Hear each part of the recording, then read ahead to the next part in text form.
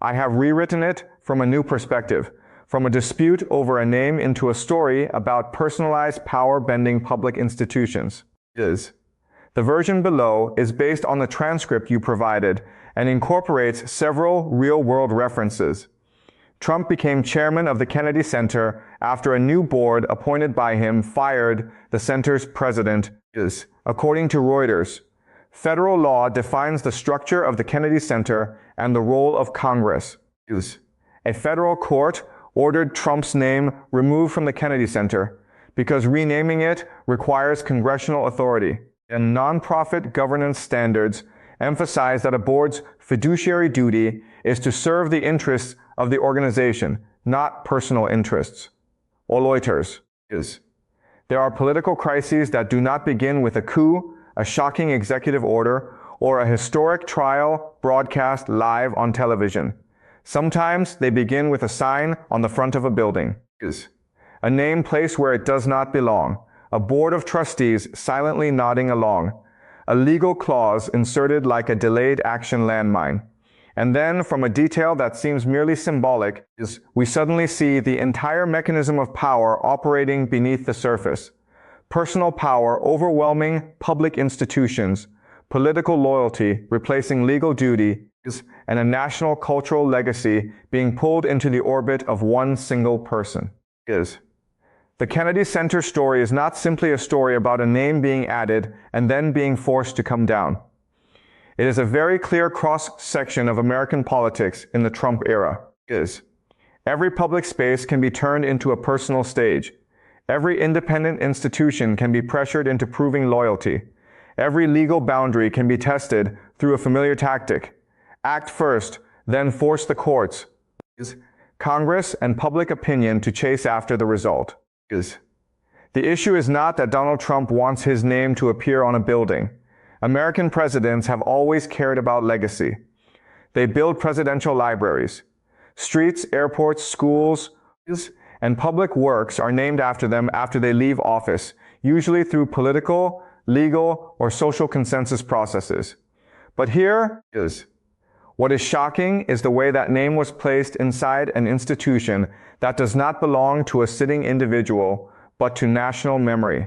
The Kennedy Center was built as a living memorial to John F. Kennedy, an assassinated president and a cultural political icon of the 20th century. This is not merely a theater. It is a place where art, historical memory, and national identity intersect. Its name is not a label that can be changed according to the wishes of a temporary board of trustees. It carries the mark of Congress, of federal law, and of a historical decision established over many decades. That is why, when a Trump-backed board tried to attach his name to the Kennedy Center, the first question was not, does Trump deserve it or not? The more fundamental question was this: who has the right to turn a public legacy into the symbolic property of a political individual? This is what makes the case go far beyond culture. It becomes a test of the limits of power. In the original content, the central argument is very clear. Trump did not merely want his name on the building. He was also accused of creating a mechanism that would make removing that name extremely costly, even threatening the organization's financial existence. That mechanism was described as a poison pill, a legal trap. In other words, if Trump's name were removed, the organization could be forced to return grants or donations, or be pushed into financial chaos. On the surface, that is a legal tactic. But at a deeper level, it is a power tactic. Create artificial damage, then use that very damage to ask the court to protect the original decision.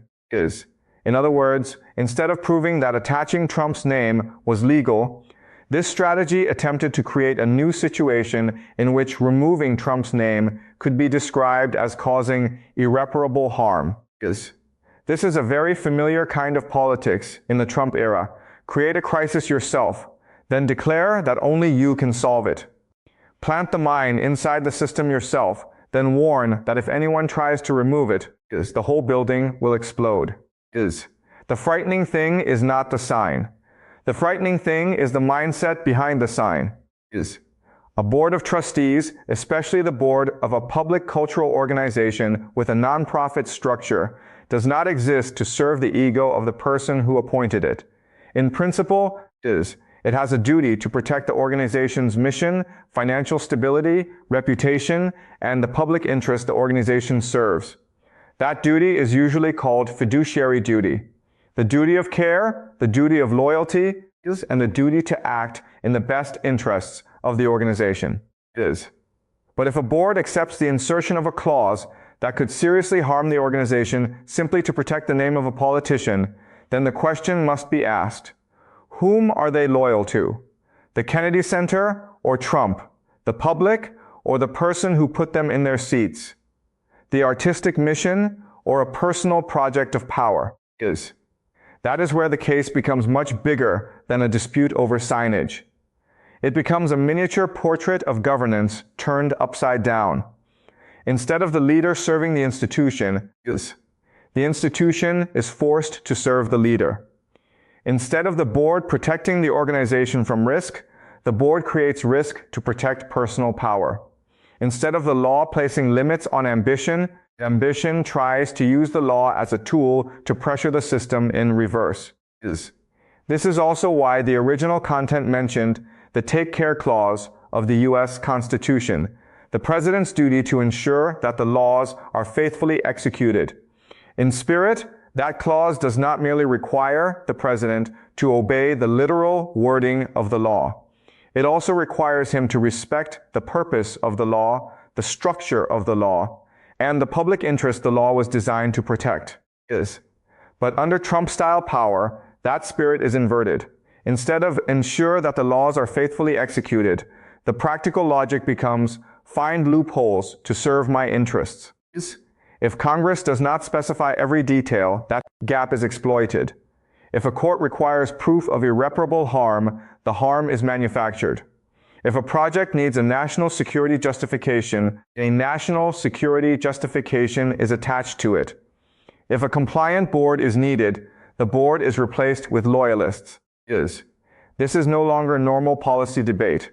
It is a struggle over the nature of executive power. Will that power be used to execute the law for the public or to bend the system for personal benefit? The Kennedy Center case reveals a familiar four-step pattern. Step 1. Seize the position of control. When a board is reshaped to become more loyal to the president, the independence of the organization is immediately weakened. On paper, it is still a board, but in practice, it can become an extension of political power. Step 2. Change the internal rules. Changes to bylaws, voting rights, decision-making mechanisms, or financial conditions often sound dry and technical. But it is precisely within those details that real power is redistributed. An organization does not need to be publicly destroyed. It can be reprogrammed from within. Step 3. Create a fait accompli. Once the name has been attached, the sign changed, the website updated, the documents reprinted, and the press releases sent out, returning to the previous state becomes more expensive. The politics of the fait accompli always depends on speed. Move faster than oversight. Get ahead of the courts. Get ahead of Congress. Get ahead of public opinion. By the time people realize what has happened, part of reality has already been changed. Step 4. Turn the reversal of wrongdoing into a threat. This is the most dangerous part. After creating a controversial change, the system then argues that if the court intervenes, the organization will suffer harm. But who created that harm? Who placed the organization in that risky position? Who turned a public legacy into a hostage in a naming game?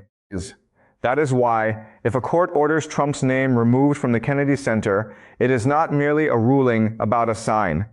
It is an attempt to pull the legal boundary back to where it originally belonged.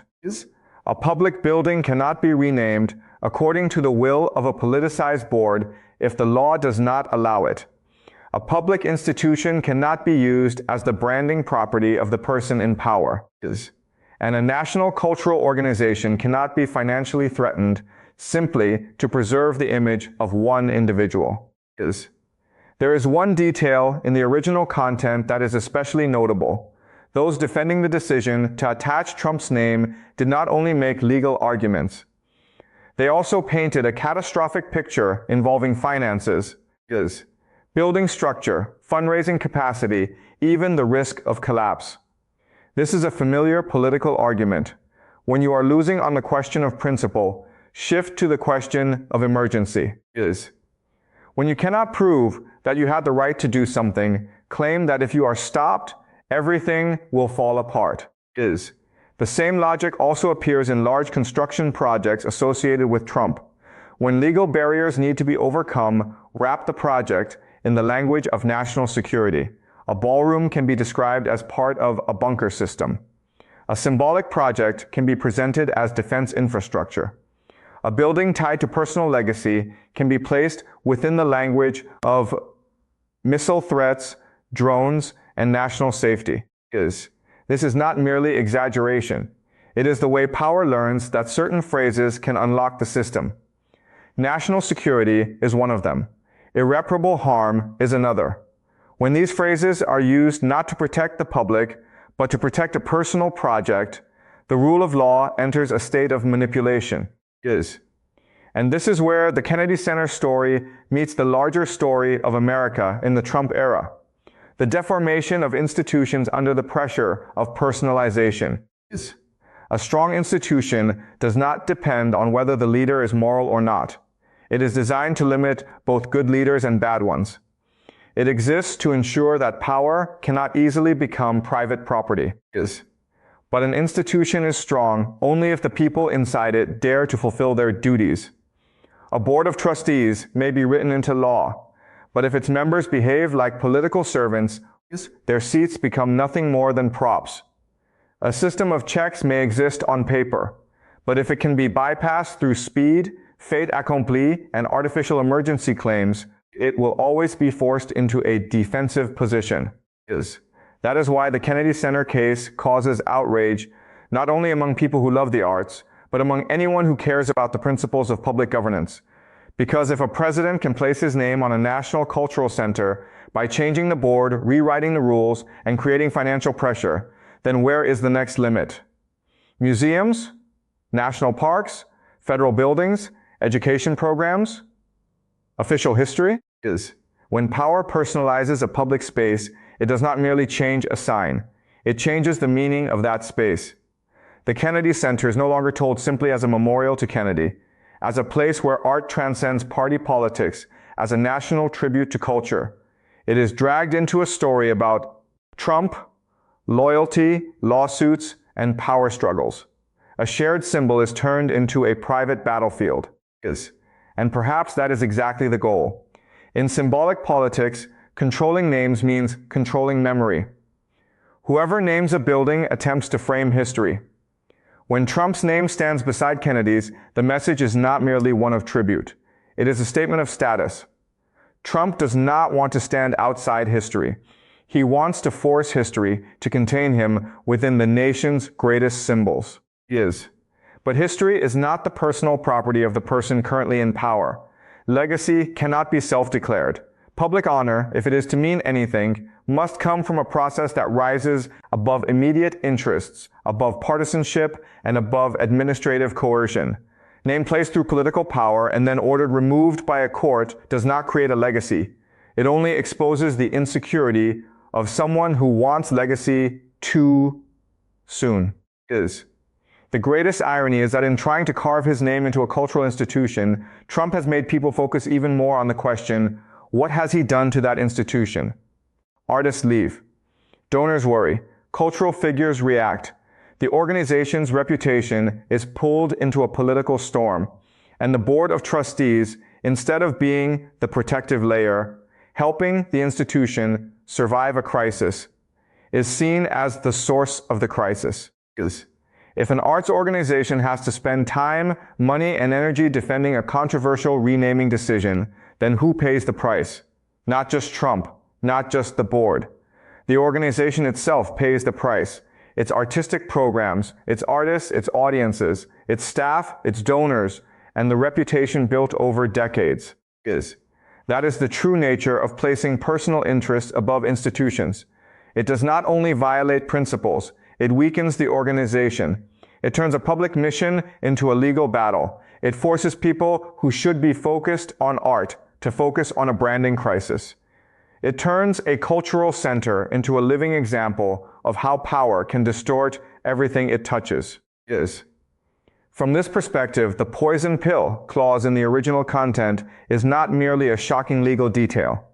It is the perfect symbol of hostage logic. If he is not allowed to keep his name on the building, the organization will suffer consequences.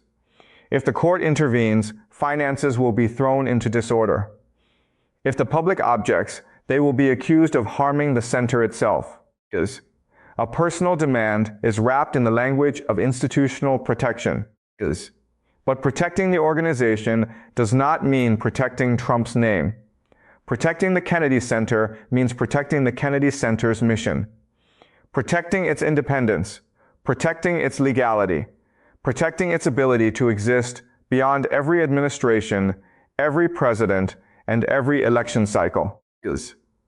A mature democracy must understand this difference. The state is not the property of the election winner. Public institutions are not spoils of victory. Boards of trustees are not personal service teams. Cultural legacy is not a political billboard. And the law is not a loophole hunting game for the most powerful person. The Kennedy Center case is therefore a warning. It shows that democracy is not threatened only when votes are attacked or when courts are ignored.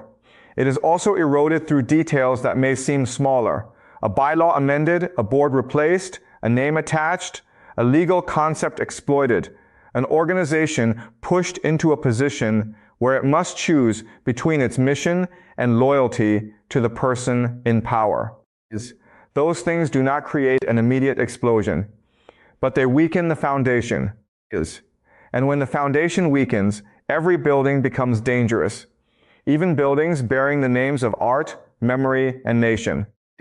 Perhaps years from now, people will look back at the Kennedy Center case not merely as a strange legal dispute during the Trump era, but as a textbook example of how personalized power tries to seize public symbols. It does not need to announce the abolition of the law. It only needs to bend the law until the law serves the strongest person.